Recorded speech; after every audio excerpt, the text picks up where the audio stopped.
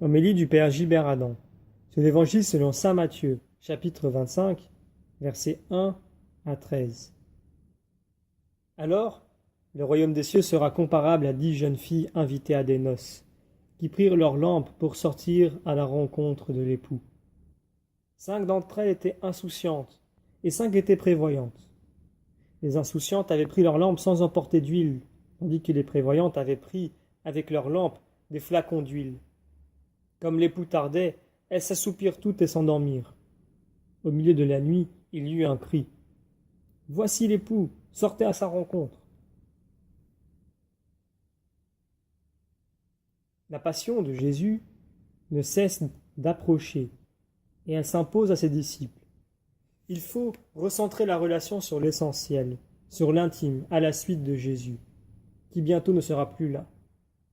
Jésus parle de son propre retour et donc, en creux, du temps où les disciples vont vivre seuls. Nous connaissons ce temps depuis toujours. Nous sommes appelés à la fidélité du don reçu dans une nouvelle présence dans la foi de plus en plus vivante. Le nombre de 10 est le signe de la communauté. Chacun est aimé d'un amour unique, comme Marie, la mère de Jésus, et en même temps, c'est toute la communauté qui est aimée. Dieu seul peut réaliser ce mystère. Jésus nous propose d'accueillir le don de son amour et de réfléchir à la manière dont nous répondons à cet amour. L'amour des époux est un amour de choix qui oblige à la réciprocité du don. Cette réciprocité provoque au cœur de Dieu un plus grand amour encore. Jésus nous rappelle cet amour de l'époux qui est différent d'un amour filial, fraternel. Nous continuons la lecture de l'Évangile. Alors, toutes ces jeunes filles se réveillèrent et se mirent à préparer leurs lampes. Les insouciantes demandèrent aux prévoyantes « Donnez-nous de votre huile, car nos lampes s'éteignent. » Les prévoyantes leur répondirent « Jamais cela ne suffira pour nous et pour vous. Allez plutôt chez les marchands vous en acheter. » Pendant qu'elles allaient en acheter, l'époux arriva. Celles qui étaient prêtes entrèrent avec lui dans la salle des noces, et la porte fut fermée. Jésus met en scène l'attitude de fidélité qui rendra possible l'accès au royaume. Il s'agit d'être présent et disponible au moment venu qui est imprévisible. Dans cette attente de Jésus, les jeunes filles prévoyantes prendront de l'huile. La symbolique juive de l'huile est très importante. Cette huile est le signe de la cohérence entre le choix d'amour que nous faisons et la transformation que ce choix d'amour opère dans notre cœur. L'huile de nos vies est la symbolique de l'état de veille que nous ne pouvons nous échanger. L'attente du bien-aimé pour accueillir l'époux et la préparation de cette rencontre. Ceux qui s'aiment en vérité sont transformés par leur amour. Si véritablement j'aime, ma vie en est transformée. Nous terminons la lecture de l'Évangile. Plus tard, les autres jeunes filles arrivèrent à leur tour et dirent « Seigneur, Seigneur, ouvre-nous » Il leur répondit « Amen, je vous le dis, je ne vous connais pas.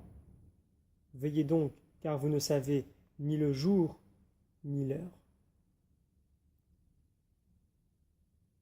Ce renvoi manifeste le cœur de la liberté qui conduit à la vie. Jésus ne nous demande pas un acte particulier, mais il nous appelle à une attitude qui va informer toute notre vie de veille et d'attente. Attendre, quand l'autre n'est pas là, ne peut se vivre qu'en aimant. Aimer dans l'absence, c'est attendre.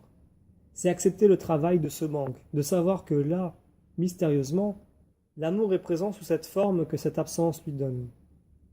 Il nous est donné d'apprendre à recevoir, à savoir se quitter pour creuser en nous l'aptitude de recevoir lorsque l'époux surgira.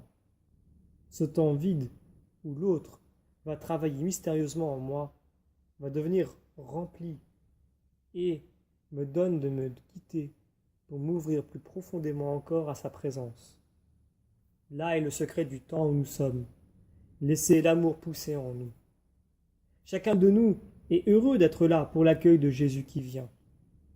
Dieu, qui représente ces 10 jeunes filles invitées aux noces, invitées à l'amour sponsal, amour unique de Jésus pour nous. Nous nous préparons à la rencontre. avec le bien-aimé par la fidélité et la vigilance de notre vie. Nous accueillons la réalité de l'amour transformant de Dieu qui nous est donné. Heureux les invités au festin des noces de l'agneau. Nous ne cessons de rendre grâce à Dieu pour l'amour qu'il nous porte. Nous demandons la grâce de la fidélité, de la persévérance qui nous prépare à la rencontre de l'époux.